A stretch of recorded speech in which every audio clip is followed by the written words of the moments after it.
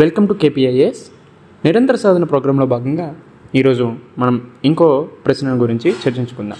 So ప్రశ్న ఏంటంటే, భారతదేశ సామాజిక ఆర్థిక దృశ్యాన్ని రూపొందించడంలో ఆదేశిక సూత్రాల పాత్రను చర్చించండి.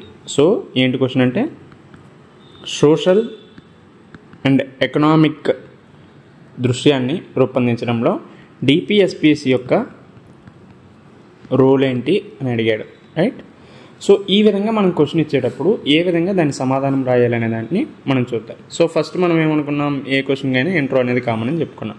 సో ఇంట్రోని మనం ముందుగానే తయారు చేసుకోవచ్చు, లేదంటే కొన్ని విధాలుగా మనం జనరేట్ చేసుకోవడానికి చాలా స్కోప్ ఉంది. సో ఇక్కడ మనం ఇంట్రోని ఎన్ని విధాలుగా పెట్టవచ్చు అంటే, ఒకటి డిపిఎస్పిస్ అంటే ఏంటి అని చెప్పచ్చు, లేదంటే కోడ్ బేస్డ్గా అయినా మనం ముందుకు వెళ్ళచ్చు.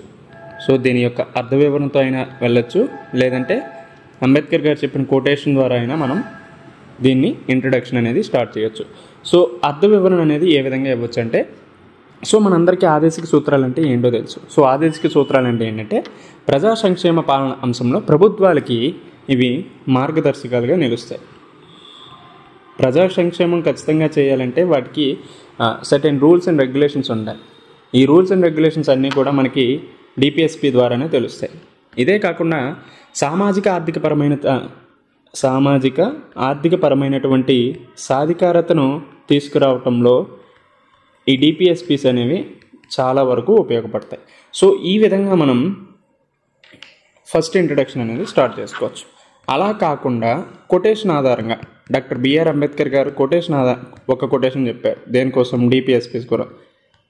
సో మన భారతదేశంలో పొలిటికల్ డెమోక్రసీ ఉన్నంత మాత్రాన ప్రజా సంక్షేమం జరుగుతుందంటే నేను దానికి ఒప్పుకోను. సో ఎప్పుడైతే సామాజిక ఆర్థికపరమైనటువంటి సాధికారత ఉంటుందో అప్పుడే రాజకీయ సాధికారతకు ఒక అర్థం ఉంటుందని చెప్పారు. సో ఈ విధంగా మనం డిపిఎస్పిస్ యొక్క ప్రాముఖ్యత గురించి చెప్పచ్చు. ఎందుకు డిపిఎస్పిస్ అనేది సోషల్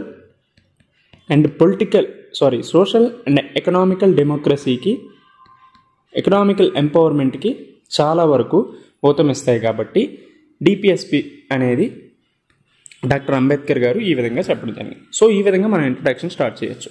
ఆ తర్వాత బాడీలోకి వెళ్తే ఏం చెప్పారు, సో ఆదేశిక సూత్రాల యొక్క పాత్రను చర్చించండి అని ఇచ్చారు. సో సామాజిక మరియు ఆర్థికపరమైనటువంటి అంశాల్లో డిపిఎస్పిల యొక్క పాత్ర గురించి అడిగారు. సో ఇక్కడ వరకు మనం ఇంట్రడక్షన్ చెప్పించుకున్నాం. ఇప్పుడు మనం మెయిన్ బాడీ విషయం ఏంటో చెప్పాలి. సో ఇక్కడ మనం ఏం చేస్తాం, సామాజిక అంశం గురించి సపరేట్గా, అలానే ఆర్థికపరమైనటువంటి అంశాల గురించి సపరేట్గా మనం చర్చించుకుందాం. సో సామాజిక అనే అంశాల్లో మనం ఫస్ట్ వీడియోలో స్టేపుల్ అప్రోచ్ అనే అంశాన్ని మనం చర్చించుకున్నాం. అందులో ఏమేమి వస్తాయి సామాజిక అంటే, విద్య, ఆరోగ్యం, సామాజిక భద్రత మొదలుగునవి వస్తాయి. అదేవిధంగా ఆర్థికంలో ఏమొస్తాయి, పేదరికం, ఉద్యోగం, నైపుణ్యాలు మొదలుగా అంశాలన్నీ వస్తాయి. సో దీన్ని ఒక్కొక్కటిగా మనం అడ్రస్ చేస్తే మనకి ఆన్సర్ అనేది సరిపోతుంది. సో ఫస్ట్ విద్య అనేది ఏ ఆర్టికల్లో డిపిఎస్పిలో ఉంది, ఆర్టికల్ 45 ప్రకారం 0 నుంచి 6 ఇయర్స్ వరకు నిర్బంధ విద్యను ప్రభుత్వం కల్పించాలనేసి ఉన్నది. సో అది మనకి ఆర్టీఏ యాక్ట్ ద్వారా అవ్వచ్చు, ఐసిడిఎస్ స్కీమ్ ద్వారా అవ్వచ్చు, ఇంప్లిమెంటేషన్ అనేది జరుగుతుంది. ఆ తర్వాత ఆరోగ్యపరంగా మనం ఏ విధంగా చర్చించవచ్చు అంటే, ఆర్టికల్ 47 ప్రకారం పోషకాహారం మరియు జీవన ప్రమాణాలను మెరుగుపరచడానికి ప్రభుత్వం సరైన నిర్ణయాలు తీసుకోవాలనేసి ఉంది. ఇందులో భాగంగా ఎగ్జాంపుల్ ఏం చెప్తాం, నేషనల్ హెల్త్ మిషన్, జాతీయ ఆరోగ్య మిషన్ గురించి మనం చెప్పచ్చు. ఇదే కాకుండా పోషకాహారానికి సంబంధించినటువంటి ఏవైనా అంశాలు ఉంటాయి. ఇప్పుడు మిషన్ పోషణ్ ఉంది, మిషన్ పోషణ్ 2.0, ఈ అంశాలను కూడా మనం ఉదాహరణగా చెప్పచ్చు. ఆ తర్వాత సామాజిక భద్రతాపరమైనటువంటి అంశాల గురించి చూసుకుంటే ఆర్టికల్ 41 గురించి చెప్తూ పెన్షన్ సౌకర్యం కల్పించడం, ఇవన్నీ కూడా ఆర్టికల్ 41లోనే వస్తాయి. సో ఈ విధంగా మనం సోషల్ డైమెన్షన్ అంటే సామాజిక పరమైనటువంటి అంశాలను మనం ఈ విధంగా అడ్రస్ చేయొచ్చు. ఆ తర్వాత ఆర్థికపరమైనటువంటి అంశాలను మనం ఏ విధంగా అడ్రస్ చేయాలి అనే అంశాన్ని చూద్దాం. సో ఆర్థికపరమైనటువంటి అంశాలను ముఖ్యంగా మనం పేదరికం చూడొచ్చు. సో దీని ద్వారా ఆదాయ అసమానతలను తగ్గించడం మనకి డిపిఎస్పిలో ప్రధానమైనటువంటి పాత్రగా మనం చూడవచ్చు. Article 39B and article 39C ప్రకారం సంపద కేంద్రీకృతాన్ని అరికడుతుంది. అదే కాకుండా అందరికీ సమానమైనటువంటి సమసమాజ స్థాపన, సామ్యవాద ప్రభుత్వాన్ని ఏర్పాటు చేయడానికి ఈ 2 అధికారాలు అనేవి ఉపయోగపడతాయి. సో ఈ విధంగా చూసుకుంటే ఆదాయ అసమానతలు తగ్గించడానికి డిపిఎస్పీలు ప్రముఖ పాత్ర పోషిస్తాయని మనం చెప్పవచ్చు. ఆ తర్వాత ఉద్యోగపరంగా చూసుకుంటే అందరికీ సమాన అవకాశాలు కలిగించాలని, అలానే లైవ్లీహుడ్ అందరికీ జీవనోపాధి కలిగించాలనేసి మనకి ఆర్టికల్ 39Aలో ఉంది.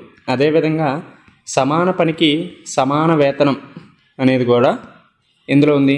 ఆర్టికల్ 39Dలో ఉంది. సో ఈ విధంగా మనం ఉద్యోగపరమైనటువంటి అంశాల గురించి కూడా చర్చించుకోవచ్చు. ఇదే కాకుండా ఇంకేమైనా అంశాలను మనం యాడ్ చేయొచ్చా వాల్యూ యాడెడ్ కంటే? ఎస్, వాల్యూ యాడెడ్గా మనం కొన్ని అంశాలని యాడ్ చేయొచ్చు. అవి ఏంటండి? వికేంద్రీకృత పరిపాలన లేదా అభివృద్ధి చర్యలు అని పెట్టి కొన్ని అంశాలను యాడ్ చేయొచ్చు. ఏంటది? ఆర్టికల్ 40 ప్రకారం మనకి పంచాయతీరాజ్ వ్యవస్థని ఏర్పాటు చేయడం జరిగింది. అదేవిధంగా ఆర్టికల్ 43 ప్రకారం ఏంటి? కోఆపరేటివ్ సొసైటీస్ ఏర్పాటు అనేది జరిగింది. సో ఈ విధంగా మనం ఈ అంశాలని యాడ్ చేయొచ్చు. అంతేకాకుండా లింగ సమానత్వ పరంగా కూడా మనం కొన్ని అంశాలని యాడ్ చేసుకోవచ్చు. సో ఆర్టికల్ 39లో కొన్ని మహిళలకు, పిల్లలకి వెసులుబాట్లు అనేవి కల్పించారు. ప్రత్యేకమైనటువంటి ప్రోత్సాహకాలు కల్పించడం జరిగింది. అదేవిధంగా ఆర్టికల్ 39Dలో సమాన పనికి సమాన వేతనం అని చెప్పారు. ఈ విధంగా మనం ఈ అంశాన్ని అడ్రస్ చేయొచ్చు. అదేవిధంగా సోషల్ యాంగిల్ పరంగా చూసుకుంటే ఇంకొక అంశాన్ని మిస్ అయ్యాం. Article 39A. ఆర్టికల్ 39A ఏంటి? అందరికీ న్యాయపరమైనటువంటి సౌకర్యాలు కల్పించడం అనేది ప్రధానమైనటువంటి అంశంగా చెప్పొచ్చు. So free legal aid for all. So ఎవరైతే పేదవాళ్ళు ఉన్నారో వాళ్ళకి న్యాయం అందడం అనేది చాలా ఇంపార్టెంట్. సో దాన్ని దృష్టిలో పెట్టుకొని ఆర్టికల్ 39A ప్రకారం ఫ్రీ లీగల్ ఎయిడ్ కూడా ఇవ్వడం జరిగింది. సో ఈ విధంగా మనం వీటి యొక్క అంశాలను చర్చిస్తూనే వాటి యొక్క ప్రభావం గురించి కూడా మనం చర్చించాల్సిన అవసరం అయితే ఉంది. సో ప్రభావాన్ని మనం ఏ విధంగా చూడొచ్చు అంటే, సో మనం ఆల్రెడీ ఆర్టికల్ 45 ప్రకారం ఏం చూసాం? విద్య అనేది అందరికీ కల్పించాలని ఉంది. సో ఇక్కడ విద్యా అవకాశాలను సృష్టించడం జరుగుతుంది. దీనివల్ల ఏమవుతుంది? అక్షరాస్యత అనేది పెరుగుతుంది. అక్షరాస్యత పెరగడం వల్ల ఏమవుతుంది? సాధికారత ఏర్పడుతుంది. అదేవిధంగా ఉద్యోగాలు సృష్టించబడతాయి నైపుణ్యాలు మంచిగా ఉండటం వల్ల. దీనివల్ల ఏమవుతుంది? జీవన ప్రమాణాలు మెరుగుపడతాయి. జీవన ప్రమాణాలు మెరుగుపడటం వల్ల ఏమవుతుంది? వాళ్ళు ఖర్చు చేసే వినియోగం అనేది పెరుగుతుంది. వినియోగం పెరగడం వల్ల ఏమవుతుంది? ఉత్పత్తి కారకాలు, ఉత్పత్తి అనేది పెరుగుతుంది. ఉత్పత్తి ultimately leads to what?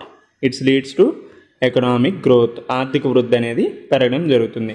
So సరైనటువంటి డిపిఎస్పీసే సరిగ్గా మనం అమలు చేస్తే విద్య అందుతుంది, అక్షరాస్యత వస్తుంది, సాధికారత వస్తుంది, జీవన ప్రమాణం మెరుగుదల ఉంటుంది, వినియోగిత శాతం పెరుగుతుంది, ఉత్పత్తి పెరుగుతుంది, ఆర్థిక వృద్ధి పెరుగుతుంది. భారతదేశం వికసిత భారత్గా ఏర్పడడానికి ఈ ఆదేశిక సూత్రాలు అనేవి చాలా విధాలుగా ఉపయోగపడతాయి. అదేవిధంగా ఆదాయ అసమానతలను మనం అరికట్టవచ్చు. ఆదాయ అసమానతలను అరికట్టడం వల్ల సమసమాజ స్థాపన ఏర్పడుతుంది. అదేవిధంగా ఆరోగ్యకరమైనటువంటి జీవనం, సామాజిక భద్రత ఇవన్నీ కూడా మనం కల్పించవచ్చు. సో ఈ విధంగా వాటి యొక్క ప్రభావం ఉంటుందని మనం డిస్కస్ చేయాలి. ఆ తర్వాత అల్టిమేట్గా మనం ఏం చెప్పొచ్చు? లాస్ట్కి ముగింపు ఏ విధంగా ఉండాలి అనే అంశం గురించి కూడా మనం ప్రత్యేకమైనటువంటి శ్రద్ధ పెట్టాల్సి ఉంటుంది. సో ముగింపు దీన్ని ఏ విధంగా ఇవ్వచ్చో ఒకసారి మీరు ఆలోచించండి. రైట్, ముగింపు ఏ విధంగా ఉండాలంటే మొత్తం ఇప్పటివరకు ఏమైతే చెప్పామో అదంతా సమ్మరైజ్ చేసి చెప్పొచ్చు. రైట్, అర్థమైందా? సమ్మరైజ్ చేసి చెప్పండి. ఏమని చెప్తాం? సామాజిక న్యాయం అందించడంలో, అదేవిధంగా అసమానతలను తగ్గించడంలో ఈ మార్గదర్శకాలు ఎంతోగానో ఉపయోగపడతాయి. వీటికి న్యాయబద్ధత లేకపోయినప్పటికీ